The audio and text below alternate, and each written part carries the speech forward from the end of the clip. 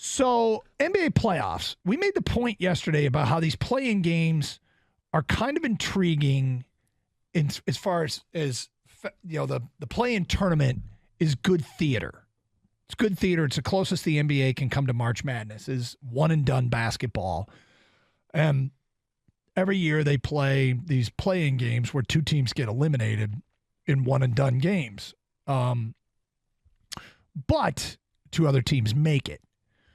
And I made the point that the chances of these teams ever winning the NBA championship, I mean, we could sit here and we can marvel or get it entertained, but the chances of them winning the NBA title are so remote. Houston did it as, I believe, a 6 seed in 1996. But since then, okay, so almost 30 years, only 4 teams above a 3 seed have made it to the finals. No 7s or 8 have made it to the finals. I think it's 1 6, a 5, and 2 4s.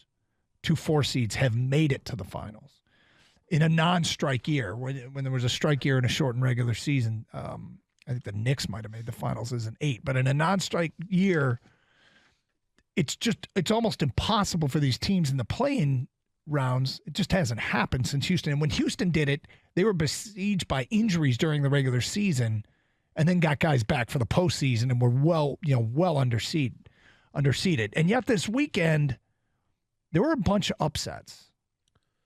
Well, there were. Miami beat Milwaukee 130 to 117. Yep. Well, Giannis went down in a heap.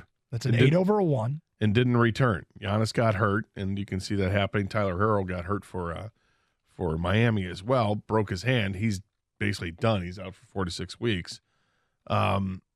So you had that. The Lakers beat the Memphis Grizzlies. That's a 7 over a 2. Yep. Then you had a 5 over a 4. With the Knicks beating Cleveland. Yep.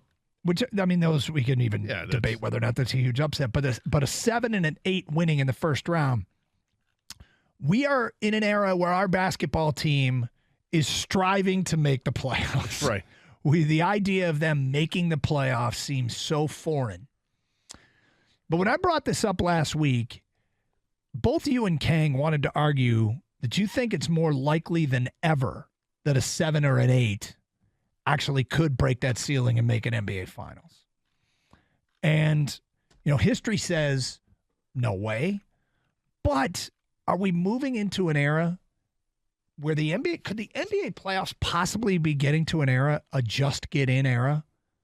Well, like the NHL kind of is. I don't know if it gets to that, but I see the path because of 2 words: load management. Mm-hmm. Teams are starting to feel like that. They're literally are taking the load off their players towards the end of all throughout this season, and then towards the end of the season, because they want to stay as fresh as they can. And once the playoffs hit, you guys understand you're playing full bore because this is what we have to do. But towards the end of the season, we're going to taper things off. And I think about it in terms of where I could see this making sense. When I swam, and I was a terrible swimmer, but I was part of a state championship team, and my brother was an All-American. He was really good.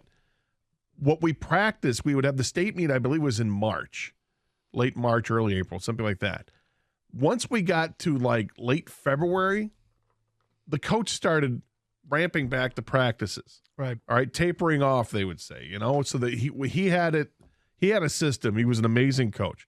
He had a system where he was going to get the best out of the swimmers, where the swimmers were going to turn in their best times, whether it was the league meet or in the states in preliminaries or whatever it was. Excuse my ignorance, but isn't that what everybody does in swimming? As they ramp up, they start to prepare for the state. But not everybody is able to do it. This guy was a god at what he was doing. He was really incredible. But why, you think about it, why wouldn't you do that with team sports? Well, and that's kind of what the NBA is doing now with load management. And I'm not a big fan of load management from a fan standpoint, because you pay your hard-earned money to go to a game. The next thing you know, LeBron's not playing because, I'm taking a couple of days off to make sure my foot's okay, or whatever the case is, or load management, coach's decision.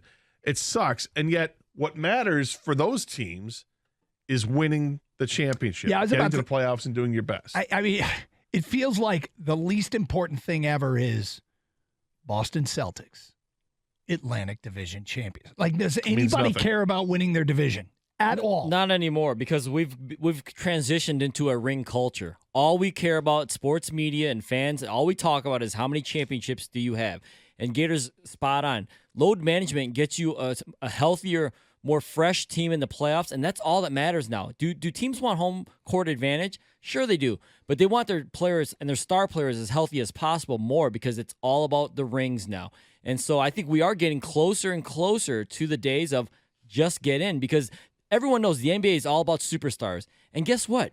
Every team that makes the playoffs now pretty much has a couple of superstars, arguably 2 to 3, whether you're the 1 seed or the 8 seed, because that's what you need to sell tickets already during the regular season. You load management during the regular season, and then all of a sudden, guys like, you want to mention the Lakers, LeBron and Anthony Davis, if they're healthy, that's a dangerous 8 seed. I'm sorry. You look at throughout the whole Miami. They're they got Butler and Bam. I mean, those guys are stars in this league. And so I think we are getting closer and closer to those days, guys.